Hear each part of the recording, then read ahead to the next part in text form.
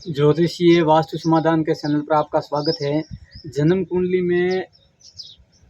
बृहस्पति ग्रह जब शुभ होता है या उच्च का होता है तो व्यक्ति के जीवन के अंदर राजयोग का निर्माण करता है। और यही ग्रह अगर अस्त हो जाता है या नीच हो जाता है तो व्यक्ति के जीवन के अंदर कुछ समस्याएं लेकर आता है। जैसे जन्म कुंडली के अंदर बृहस्पति अस्त है तो विवाह में देरी करवाता है, या स्वास्थ्य से संबंधित या श्वास की कहीं न कहीं कुछ समस्या खड़ी करता है। अगर जन्म कुंडली के अंदर सूर्य के साथ बैठ कर के सूर्य बृहस्पति अस्त हो जाता है तो व्यक्ति के कैरियर में, विवाह में, संतान में या जीवन के अंदर कहीं प्रकार के कोई रुकावटें आनी, या शरीर के अंदर गैस की शिकायत रहनी, एसिडिटी की शिकायत के कारण व्यक्ति परेशान रहता है। और कभी कभी पेट की बीमारी ऐसी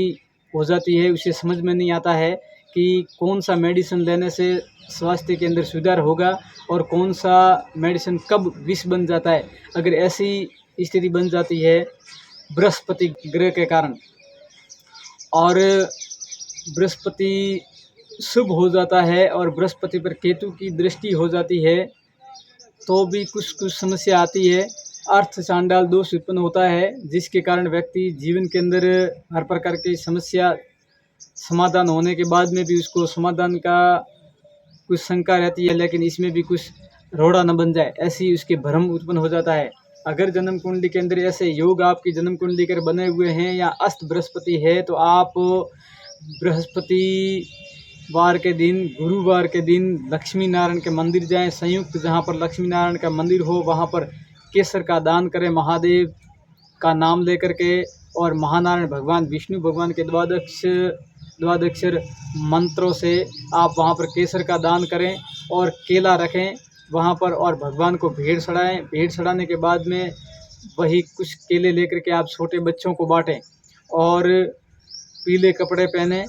पीले कपड़े वस्त्रों को धारण करें, केसर का तिलक लगाएं। और हर बृहस्पतिवार के दिन आप बृहस्पति शास्त्रों का पाठ करने से आपके जीवन के अंदर बृहस्पति अस्त है तो वो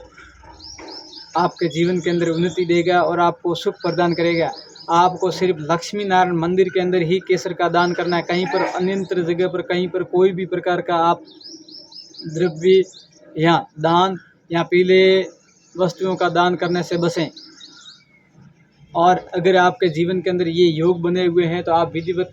बृहस्पति शास्त्रों का पाठ करें। बृहस्पति की एनर्जी को बढ़ाने के लिए बृहस्पति के वस्तुओं का आप भोग करें, या किसी अच्छे कुंडली विशेषज्ञ से मिल करके आप इसकी इष्टि आती है बृहस्पति को जागृत करने की, वो पूजन के द्वारा आप उसे जागृत करवा सकते हैं।